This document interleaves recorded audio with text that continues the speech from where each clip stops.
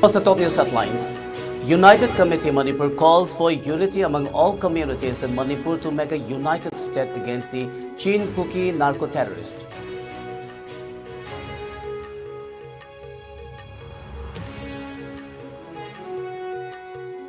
And bomb explodes at Imphal West District, Sangay Pro Mamanglikay. 3 houses partially damaged.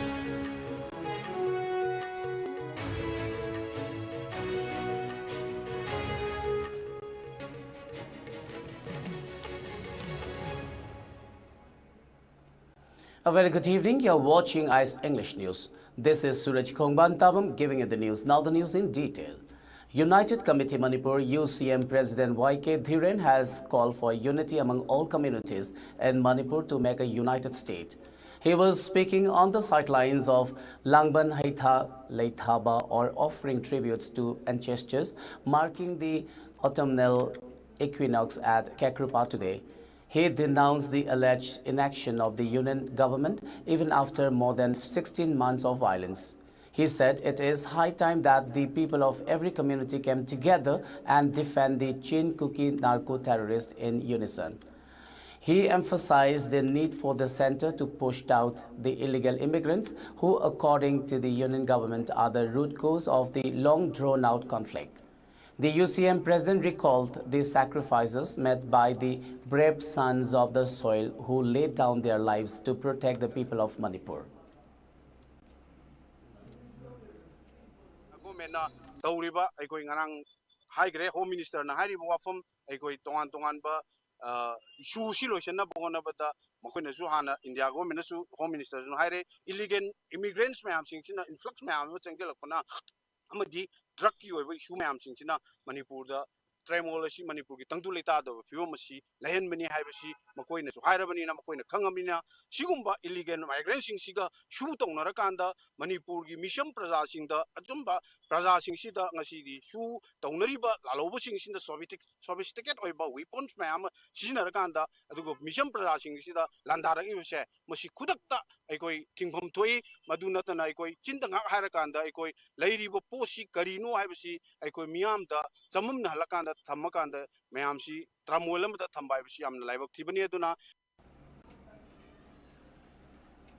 A bomb exploded at Sangay Promamanglekai FCI Manning Lane number 5 around 12:45 in the wee hours today.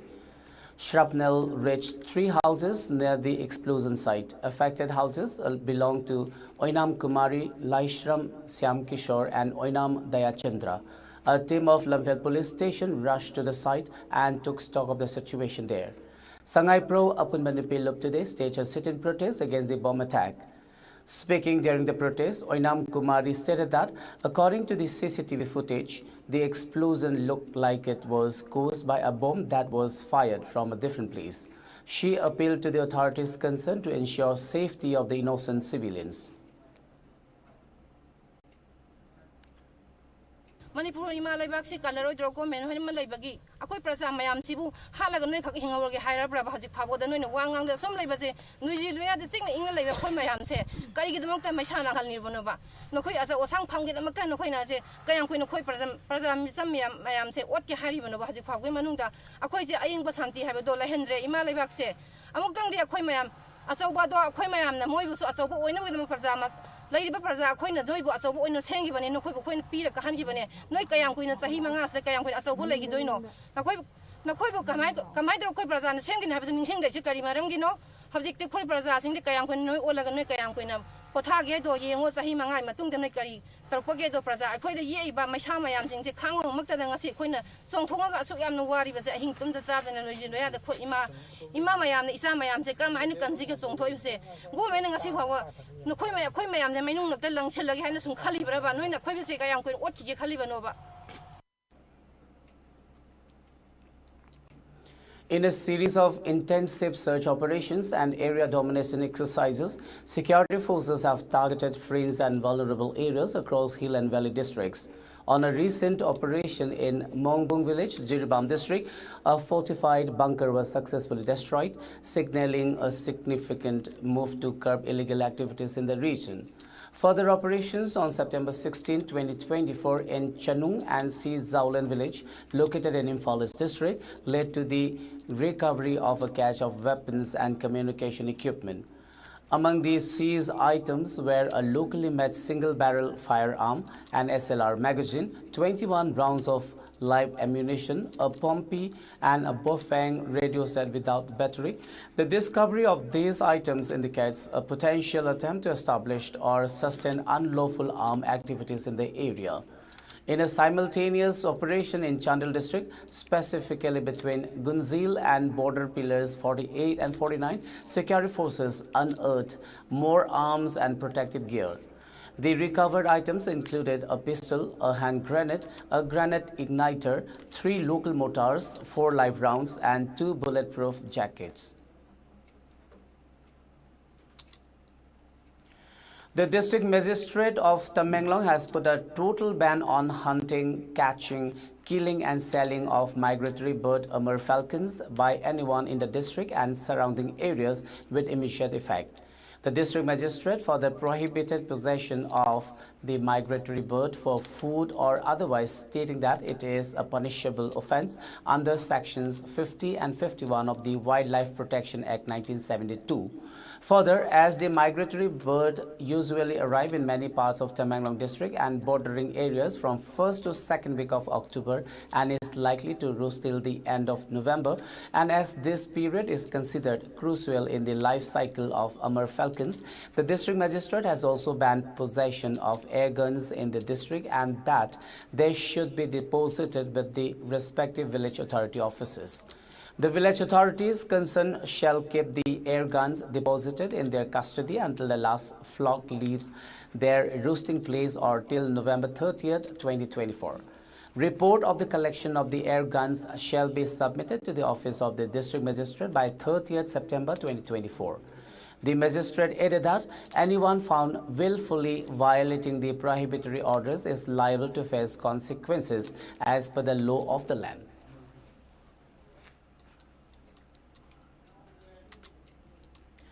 The Directorate of Information and Public Relations, DIPR, Government of Meghalaya, has informed that all individuals and organizations not accredited or empaneled with DIPR who are involved in disseminating news on social media platforms within the state of Meghalaya are required to register with the DIPR by submitting the required details as per the prescribed format enclosed with the notification.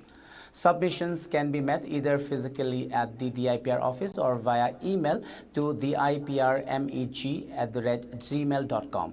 Any individual or organization not accredited or empaneled with DIPR who disseminate news on social media platforms within the state of Meghalaya without completing this registration will be deemed in violation of the Meghalaya Public Communication Policy 2024 and action in accordance with law will be pursued.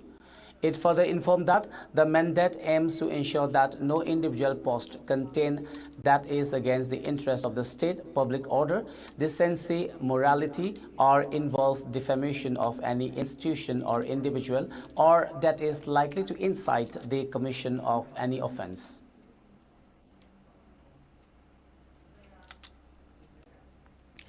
As the oil tanker strike enters its second day, there has been a slight relief for vehicle owners in Aizawl.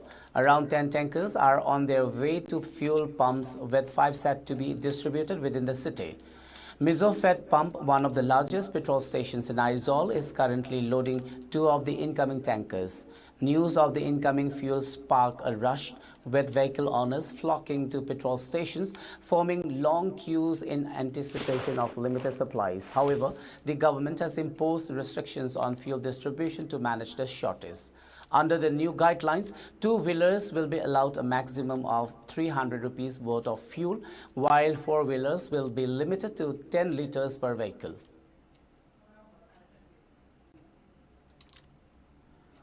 At least 2,750 people were injured while 8 killed when hundreds of handheld pagers exploded across Lebanon and parts of Syria yesterday.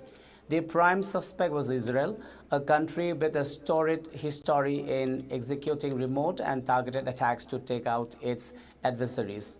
Most of those impacted were said to be members of the Iran-backed Shia militant group Hezbollah. They were blown up on busy streets, at shop counters, on bikes, inside cars, at their homes, and even in a barber shop.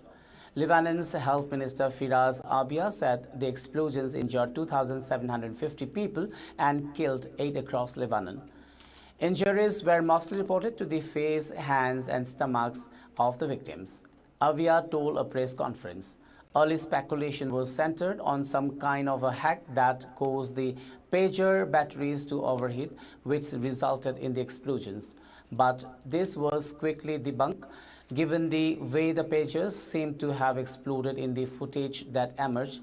The Russia-born US-based security expert Dmitry Alpivovich said on X that the explosions would make the operation perhaps one of the most extensive physical supply chain attacks in history. Frank Gardner, the BBC's security correspondent, reported that after the war in Gaza began last year, Hezbollah apparently warned its members to not use mobile phones for fear that they could be tampered with by Israeli intelligence agents. Given the restriction, Hezbollah were using pagers to communicate.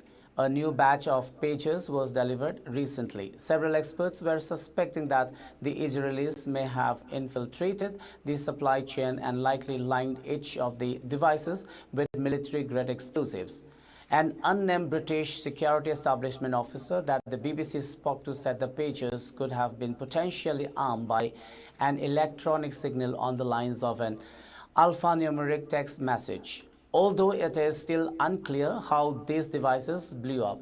A Hezbollah official told the New York Times that the devices were programmed to beep for several seconds before exploding. The attacks took place a day after Israeli leaders said they were considering stepping up their ongoing military campaign against Hezbollah. Lebanon's Prime Minister Nazib Mikati characterized the attack as criminal Israeli aggression and called it a serious violation of Lebanese sovereignty. A Hezbollah source told the Guardian that they believe that the attack was in response to the alleged assassination attempt by the Shia militia on a former top Israeli defense official, revealed on Tuesday by the Israeli Shin Bet security agency. Speaking to the Guardian, Yossi Melman, a co-author of Spies Against Armageddon and other books on Israeli intelligence, said this absolutely has all the hallmarks of a Mossad operation. Somebody has planted minor explosives or malware from inside the pages.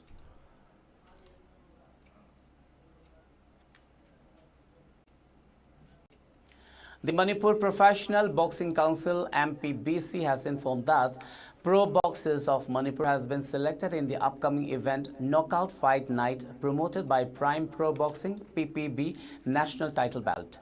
Pro boxer coach Deep Laishram, international pro boxer from Loitangkhuna, will also be participating in the event to be held on 22nd September 2024 at Gohana, Haryana. President of Manipur Pro Boxing Council MPBC, Dr. Thangzam Pramananda, sent best wishes for success to all the participants and the coach taking part in the event. Before we wind up, let's have a quick look at the top news headlines once again.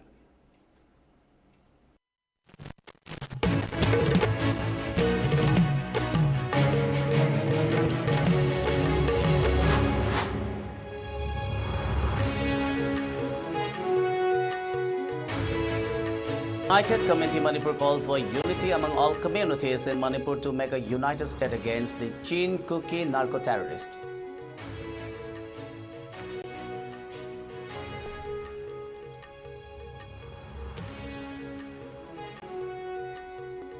And bomb explodes at Imphal West District's Sangai Pro Mamanglekai. 3 houses partially damaged.